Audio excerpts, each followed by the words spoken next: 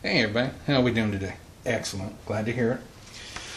Alright, what do we got in front of us today? We have the Linteater. Ooh, really don't eat lint, but you know, we'll just say that.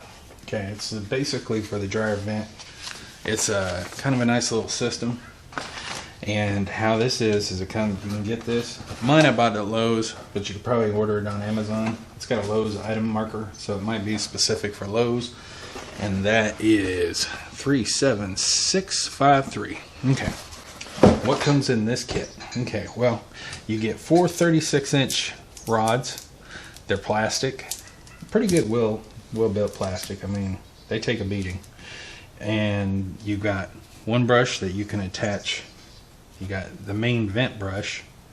Then you have the auger adapter, which if you've got really bad plugged up spot, you can use the auger. Never had to. This is the adapter, so when you can put it on your drill and run it. I'll get to that in a second. This is the lock for these. But that's pretty much simple, okay? Comes in this box.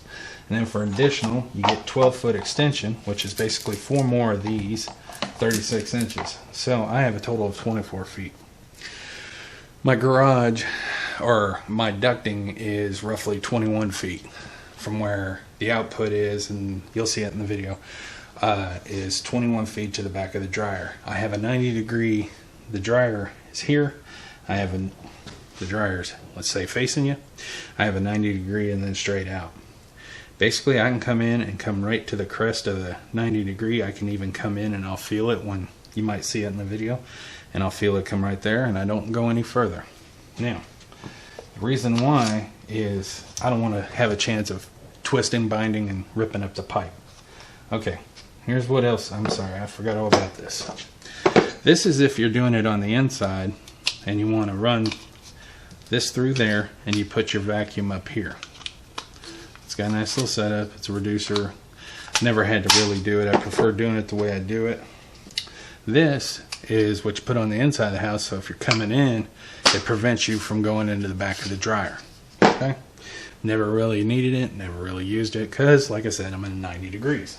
So, how this goes is basically at this end and this end, you have right threads. And what I mean by right threads, they're right-handed threads. So basically what you do is you go like this and you tighten it on up. Okay, that's it. And then you go ahead and you'll see in the video, I do it sectional because I was on a ladder, but as you're doing it, you'll go ahead and you'll put them locks, that lock down there if you want. I really don't need to. The reason why is I don't anyways, I don't need it due to the fact I always stay right hand. Now, my little drill, I use my drill. It's my nice little Boschy. Of course, you can tell I like to shop at Lowe's. And that's where you can use this adapter. It's right-handed thread, like I said. So basically what you do is just come up after you tighten it down. And then what that does is how it turns your rod for you. But I also know that with mine, the problem is every time you add a section, you're going to have to take this on and off. It's pointless to me when I can go ahead and do it right on there, and then do it right on down. Okay? Pretty simple, but that's about it. Like I said, in the extension kit you get 12. With the main kit you get 12 feet. I mean, you get 4 of these at 12 feet, 4 of these at 12 feet, and you get all this. Okay? Now, comes with a good little manual, both in Spanish and English. And it's got in there safety tips and precautions. And then it's got a nice way of going through and how you do everything. That's pretty good, and it shows you what you look for, what ones it's designed for, what ones it's not. It's not designed for the white vinyl. So, like if you're in your because most of the main part of your stuff, not what's in the wall leading to your dryer, but from what is to the wall leading out, is going to be the aluminum. It is not going to be the vinyl. And the vinyl, usually some people, I use aluminum all the way through, but some people use the vinyl on the inside.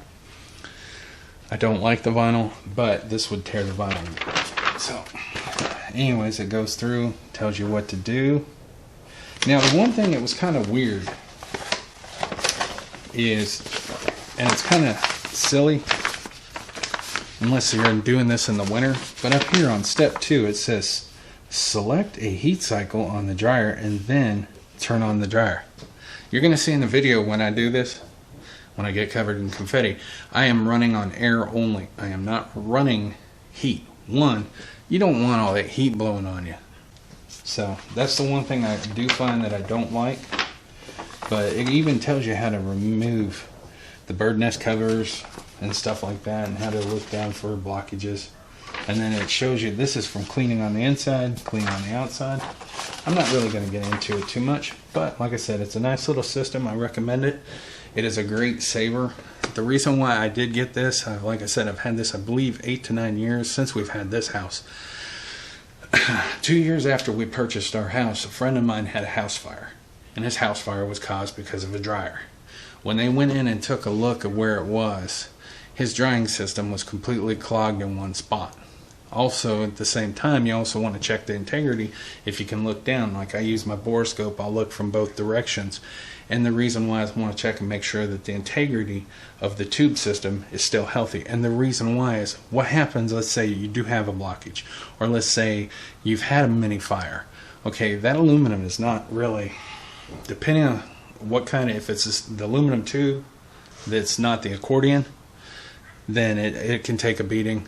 But if it's like halfway in accordion style, let's say that after a while it gets weak, it gets brittle, it gets a hole in it, all of a sudden you get a blockage here, and it's starting to send all your lint into your attic. And that's what happened to his house. He got an attic fire. So what you can do is do this. You can do this depending on how much, like I do mine once a year, and I usually do it during Labor Day weekend when I make a 4-day weekend, and I clean the whole setup. It is a must. What you'll see is after a year, you'll see me covered in blue lint and dog hair and everything else. But this is also to help your dryer's health. Like we have the Bravos by Samsung. I think it's Samsung or Maytag, whatever. It's a Bravos XL. It has a sensor on it, and it tells me when it's moisture, and also tells me if the vent is doing good. It'll tell me to recheck the vent if it feels that it's got too much of a pressure coming back. And that's the one thing I don't ever see a problem with ours, but you would probably could see on a blockage. So I'm thankful that my dryer does have that. Luckily, I've never had to worry about it. I keep the dryer clean. I do clean my dryer at least once every 3 to 5 months, depending on how bad the use is and depending on what got thrown in it. This is just a nice safety precaution, a how-to. Anybody can do this to your house. You can prevent a fire. You can check your integrity of your tube system. You can clean it around. You can check and make sure that nothing is trying to get in there and make a nest, i.e. birds, hornets, what have you. So, if you got any questions, concerns, well, hell, who cares about the concerns? But if you got any questions or anything, if you think that I can answer, or if you need another follow-up, little change-up video of showing how to use this, hey, feel free, put it in the comments. This is Trav. I hope you have a great day, and thank you for watching.